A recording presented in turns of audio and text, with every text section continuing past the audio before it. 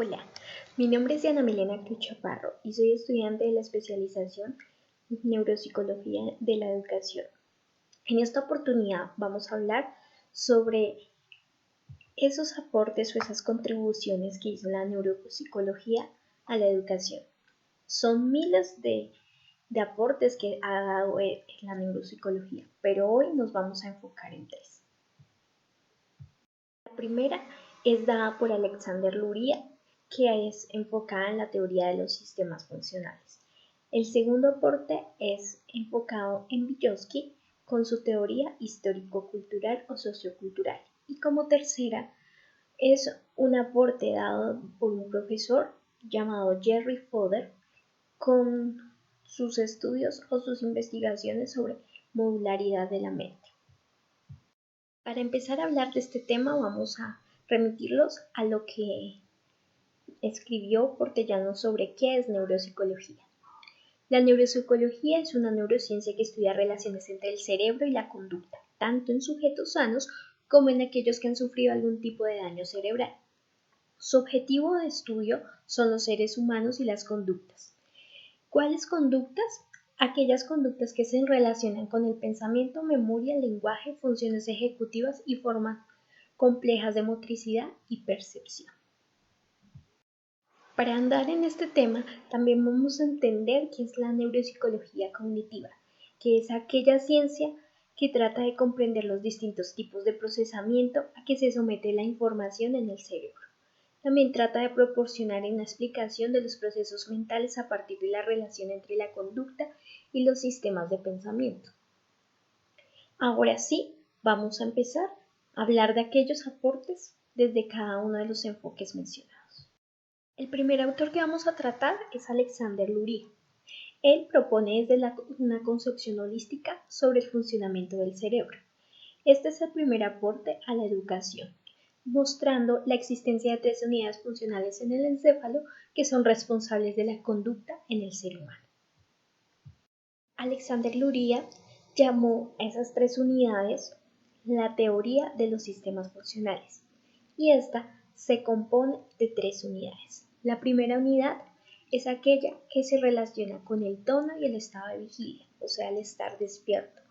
Es fundamental para realizar actividades mentales organizadas y se ve desde el cerebro, desde los núcleos de formación reticular situados en el tronco cerebral y el tálamo.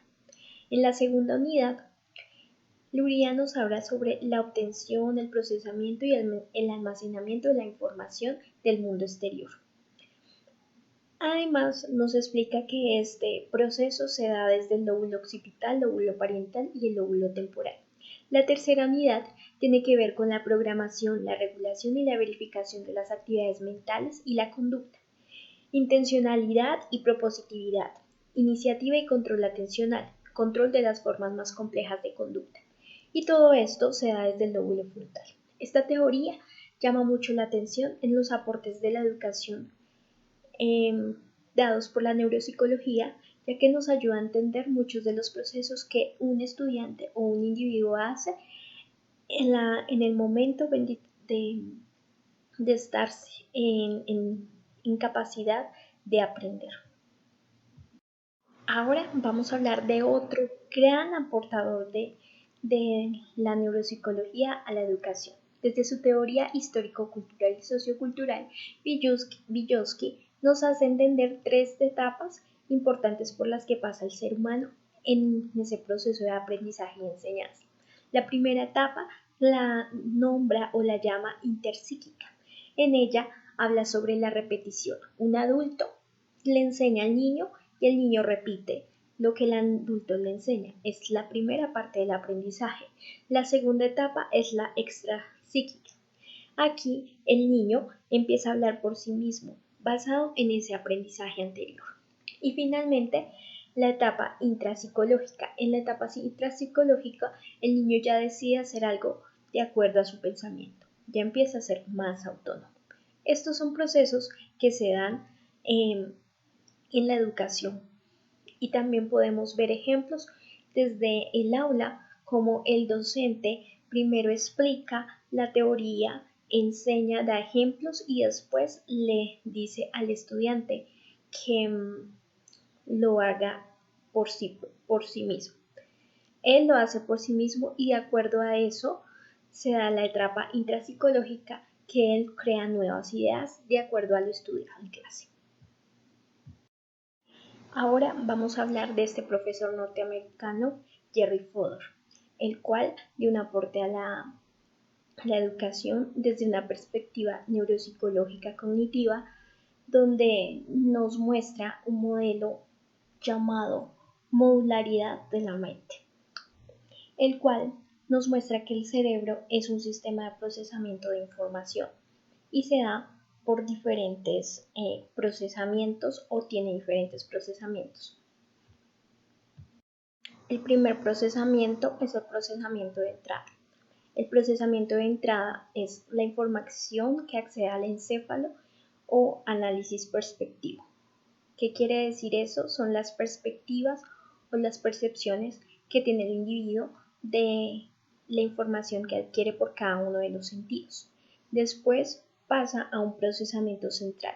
Este procesamiento central tiene un carácter serial, el que facilita que se almacene la información para que pueda ser después de un tiempo evocada y que permita realizar representaciones mediante imágenes de la información para el reconocimiento. Finalmente, se da un procesamiento de salida y es en donde se transforma la información en conductas y pensamientos o acciones. Esta modularidad de la mente es un claro ejemplo de lo que el estudiante hace en su proceso de aprendizaje y enseñanza. Bueno, como pudimos ver, la neuropsicología ha dado grandes aportes a la educación, a la evolución de este campo, ya que sin la neuropsicología no se hubiera podido entender la manera en que el cerebro del ser humano logra aprender, logra sumergirse en ese proceso de enseñanza y aprendizaje.